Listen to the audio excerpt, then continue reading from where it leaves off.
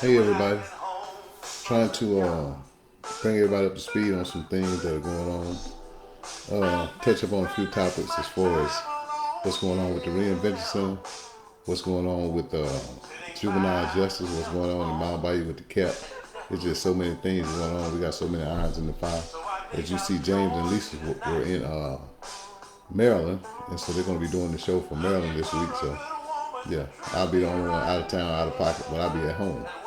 Yeah, I've been resting today trying to catch up, man. It's we're getting ready to open up a museum in Mount Bayou.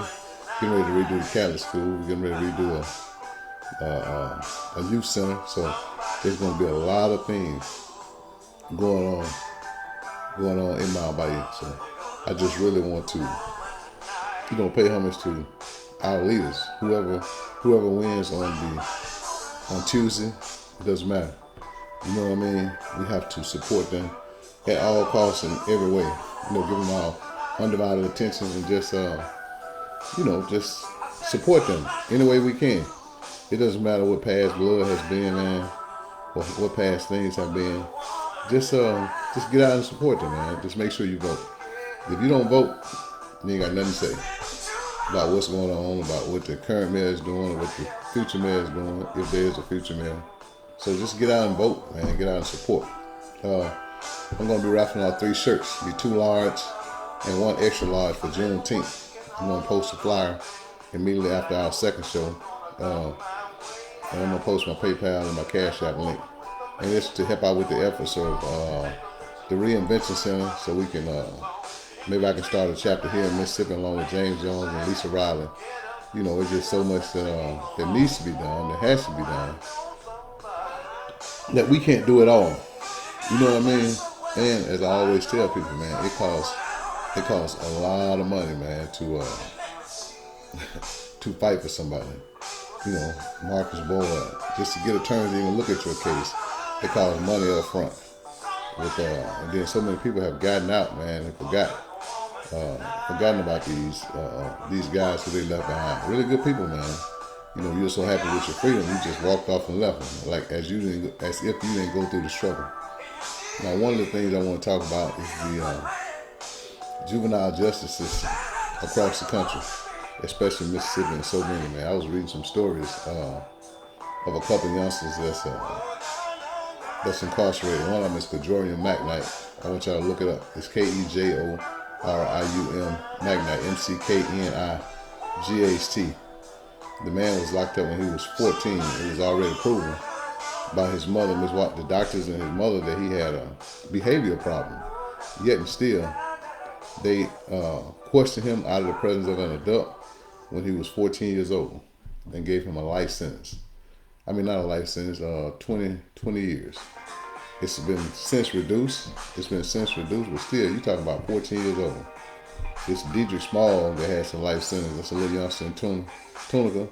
He was 14 at the time, with some other teenagers, man. A guy pulled out a gun on him, him and his friend. He gave his friend a weapon. His friend ended up shooting the guy, and the guy died. Yeah, but his cousin took the gun from the scene.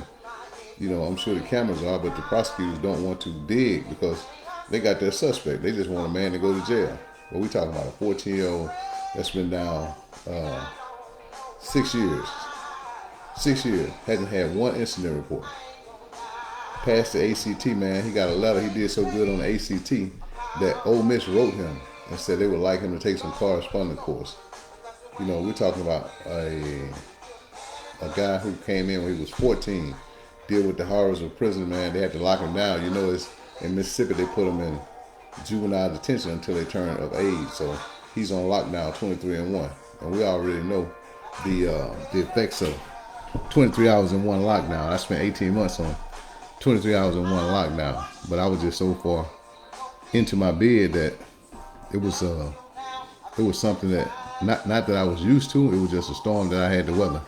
But so many guys, black, Hispanic, whites, and Puerto Rican, tried to kill themselves while we were in the SHU at Yazoo Penitentiary on 23-1. It was some days the officers didn't even come. They said 23-1. It was some days they were so short-staffed that the officers wouldn't even come on the zone. And so that's what I like what Chad Marks is doing, in that he's he's painting a picture, but I don't want to paint that picture because I don't want families to worry about their loved ones. It was enough that I survived it, and man, I really think that it's big that that we don't let folks know. We can let them know to an extent, but man, worration is big. It's only normal to worry about your kids who are going to prison. There are a lot of kids, man, who've been incarcerated since the ages of 14 and 15. Man, I'm talking about that has had behavioral problems since they were 4, 5, 6 years old. You know what I mean? Like, case in point, in Kajorian's case, he tried to burn the house down when he was 4 years old. You know what I mean? Because he's borderline schizophrenic. But we talk about him coming home back to society, and they treat him like they don't give him the necessary help or that he needs to survive inside of prison, or to restructure his mind and to get him job ready. Definitely 23 and 1.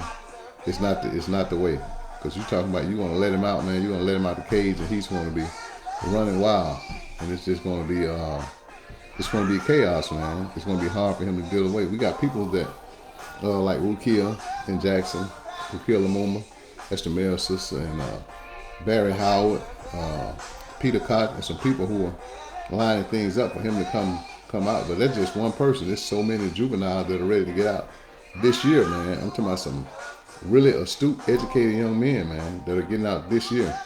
And so we need to try and help them reintegrate back into society. In my bio, I'm also going to post a link to the Catholic school to tonight or first thing in the morning. So I got the permission to do what I do, and I just want to get that started, get that little project started, man. I want to pour as much as I can into our community as we can. You know what I mean?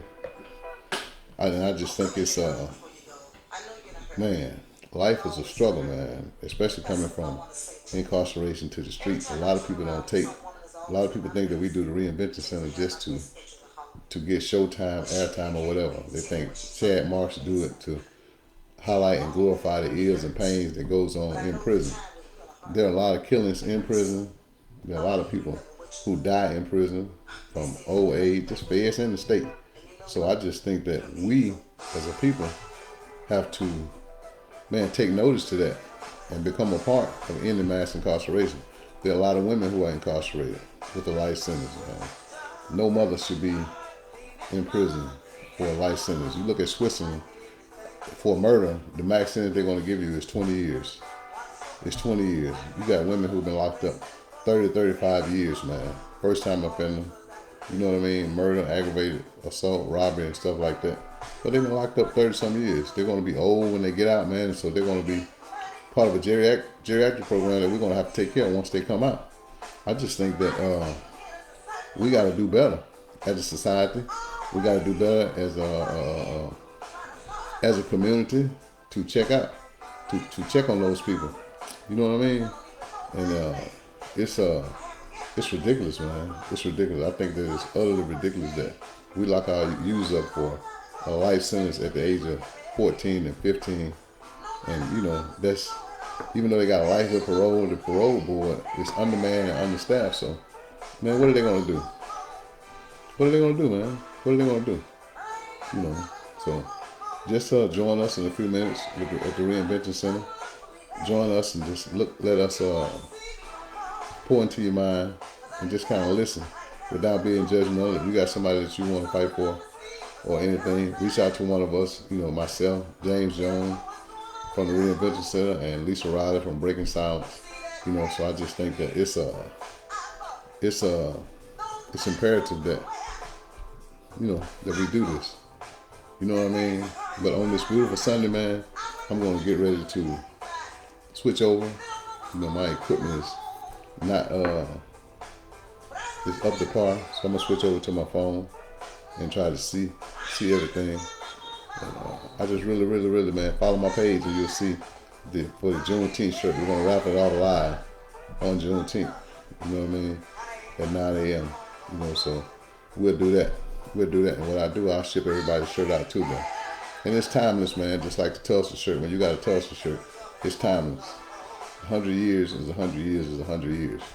You know what I mean? It just how much they have hidden from us, how much they have destroyed our communities in the past, and nobody wants to talk about it.